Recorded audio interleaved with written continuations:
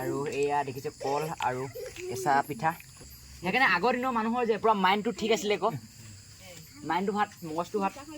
আৰু এইখন সকাম খাই খাই আজিকালি ল'ৰা ভুনে চাকৰি বাকৰি পাইছে হয় নাই কওকচোন হয়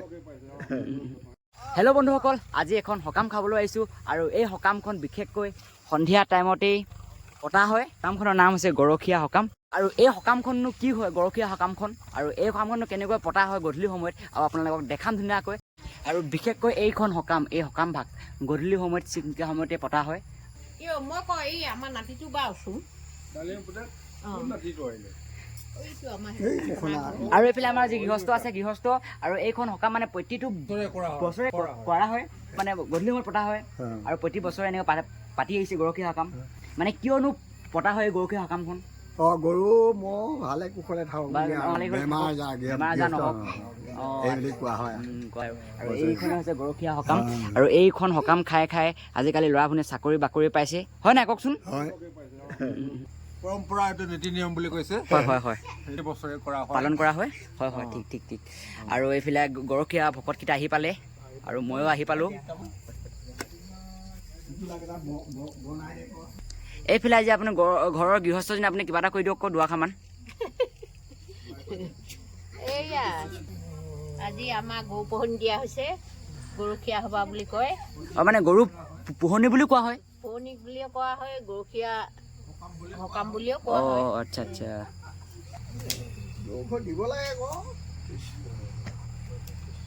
হয় নহয় আৰু এয়া আছে আমাৰ মেইন ভকত ডাঙৰীয়া আৰু আজি এই মানে গৰখীয়া ভকত মানে সি ইয়াত মানে সকামত লগোৱা হয় অঁ অঁ এই গৰখীয়া ভকতে আৰু আশীৰ্বাদ কৰে আশীৰ্বাদ গোটেই সম্পূৰ্ণ ঘৰখনৰ কাৰণে ক'ব আৰু গৰুকেইটা ভালমতে ৰাখিব লাগে আজাৰ হ'ব নালাগে আৰু সকলোখিনিৰ ফালৰ পৰা নিৰাময় কৰি সম্পূৰ্ণ ভাগি ভালমতে ৰাখিব লাগে আৰু এই সন্ধিয়া পৰতেই গৰখীয়া পোহনি বুলি কেনে কোৱা হয় মানে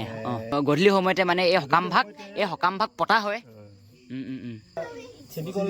মানে আজিকালি আঠিয়া কলটো পাবলৈ নাইকিয়া হ'ল আৰু জাহাজী কল জোনমণি কল সেইবোৰ নলগাই আৰু জোনমণি কল মালভোগ কল বাৰু নলগাই একল ধৰি লওক চেনি কল আৰু আঠিয়া কল ভীমকল ভীমকল বুলি ক'লে ভীমকল বুলি আৰু এইভাগে হৈছে গৰখীয়া সকাম আৰু গৰুৰ পোহনীয়া আচলতে গৰখীয়া হিচাপত আমি আহিছোঁ আজি নিজে নিমন্ত্ৰণ দিছে সকলোকে এতিয়া নতুনকৈ গৰু এহাল কিনি আনিছোঁ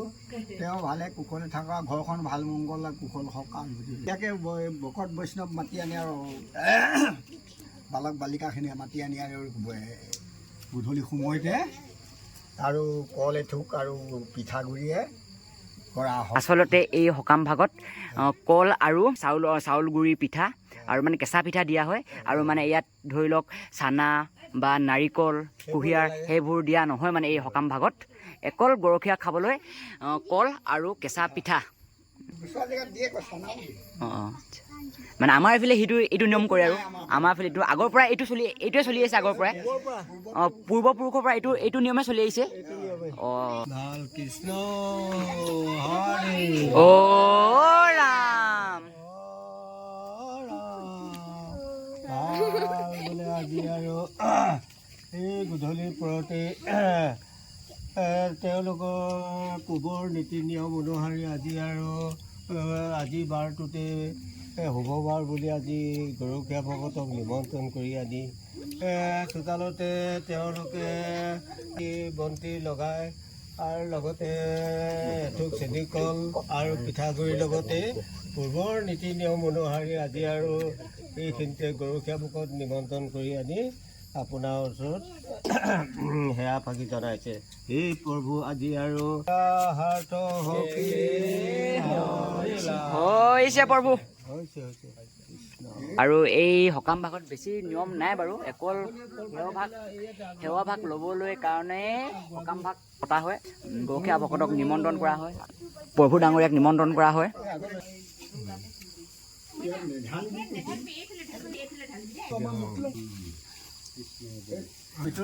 বিলনীয়াখিনি খাব নাপাওঁ এতিয়া হয় এতিয়া বিলনীয়াখিনি বোলে খাবলৈ নাপায় এই সকাম বা আপোনালোকে খাইছিল নে নাই কমেণ্ট কৰিবচোন দেই। সৰু থাকোঁতে বা যোনে যোনে ডাঙৰ বয়সস্থ মানুহে চাই আছে গৰখীয়া পোহনি আপোনালোকে কোনে কোনে খাইছিলে কমেণ্ট কৰিব।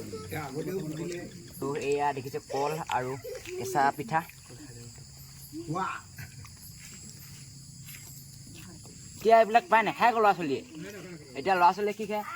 চকলেট, কিটকাট, চিপছ, এই এতিয়া কেঁচা পিঠা কেঁচা কল দিলেনো বুজি নাপাব আকৌ। সঁচাকৈ হয় নাই কওকচোন?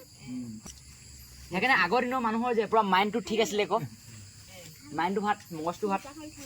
কেঁচা পিঠা। অঁ সেইটোৱে আকৌ। সকামখন সভাভাগ প্ৰায় শেষ হ'বলৈ হ'ল আৰু শেষত যিকেইটা পইচা উঠে সেইকেইটা গৰখীয়া ভকতে ভাগ কৰি লয়। আৰু আপোনালোকে এইখন সকাম ভাগ খাইছিলে নাই খোৱা কমেণ্ট কৰিব, আৰু যদি নাই খোৱা হ'লেও কমেণ্ট কৰিব। যদি ভাল লাগিলে ভিডিঅ'টো প্লিজ এটা লাইক কৰি দিব, শ্বেয়াৰ কৰিব, আৰু নতুন এটা ভিডিঅ'ত আপোনালোকক পুনৰ পৰা লগ পাম। Bye bye.